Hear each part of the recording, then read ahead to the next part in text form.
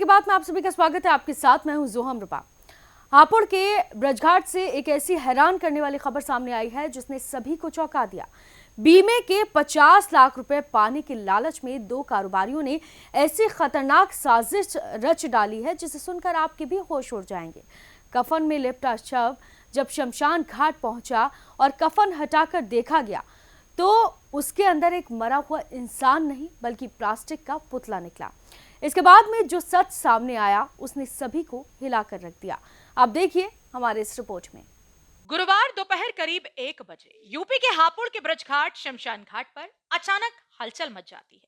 कफन में लिपटा एक शव कर्मकांड के लिए लाया जाता है। घाट कर्मचारी अंतिम संस्कार की तैयारी शुरू ही कर रहे होते हैं कि कफन हटते ही भीतर से प्लास्टिक का पुतला निकल आता है।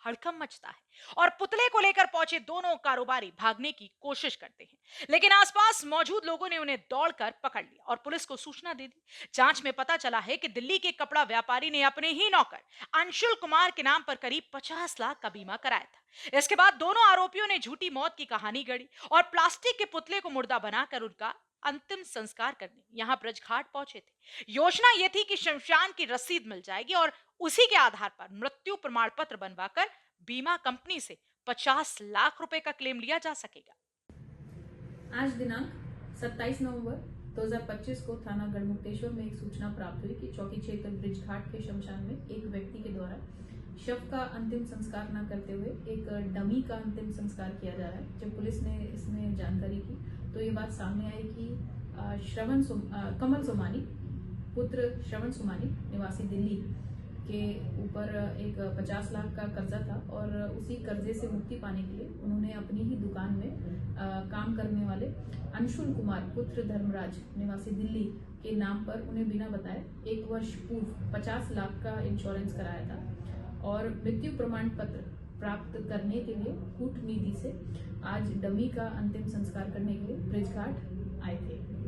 पुलिस ने इसमें एफआईआर पंजीकृत कर ली है और अन्य वैधानिक कार्रवाई प्रचलित है। जब अंशुल से इस बारे में बात की गई तो ये बात सामने आई कि उन्हें इस बारे में कोई जानकारी नहीं थी और वो स्वस्थ हैं और प्रयागराज में अपने निवास पर रह रहे हैं। मामला ये था कि आज दोपहर लगभग 1 बजे के करीब एक i20 HR नंबर की एक गाड़ी आकर रुकी। वो शमशान घाट में ब्रजघाट में और उन्होंने बाकायदा लकड़ी वगैरह ली और घी सामग्री चंदन वगैरह सब कुछ लिया। लेने के बाद उन्होंने बॉडी लगवाई। जो लड़के यहाँ बॉडी लगाते हैं उनसे बॉडी लगवाई। लगवाने के बाद उन्होंने एक बता के बॉडी को और डमी रख दी।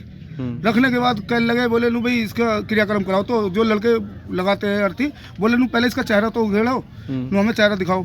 तो वो कहने लगे, बोले नहीं ऐसे कर लो। तो उन्हें कुछ शक हुआ, उन्होंने मुझे बुलाया, उन्होंने भी उघाड़ के देखा, फिर मैंने भी उघाड़ के देखा तो डमी थी। फिर उसके बाद में मैंने अपने अधिकारी जो थे उन्हें सूचना दी। सूचना देने के बाद हमारे अधिकारियों ने यहाँ से पुलिस को फोन किया। पुलिस तुरंत ही मौके पे आ गई और 2 लोगों को पकड़ लिया।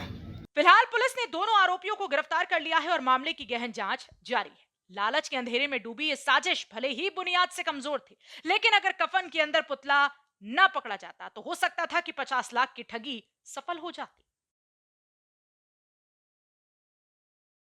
बीमा क्लेम के लालच में रची गई ये खतरनाक साजिश एक बड़ा सवाल उठाती है कि अगर अपराधियों के हौसले इतने बुलंद क्यों हैं और ऐसी धोखाधड़ी को रोकने के लिए सिस्टम में और क्या बदलाव जरूरी है। फिलहाल ब्रजघाट से मिली ये सनसनीखेज कहानी पूरे इलाके में चर्चा का विषय बनी हुई है। फिलहाल के लिए इस खबर में सिर्फ इतना ही। आप देखते रहिए यूपी की बात।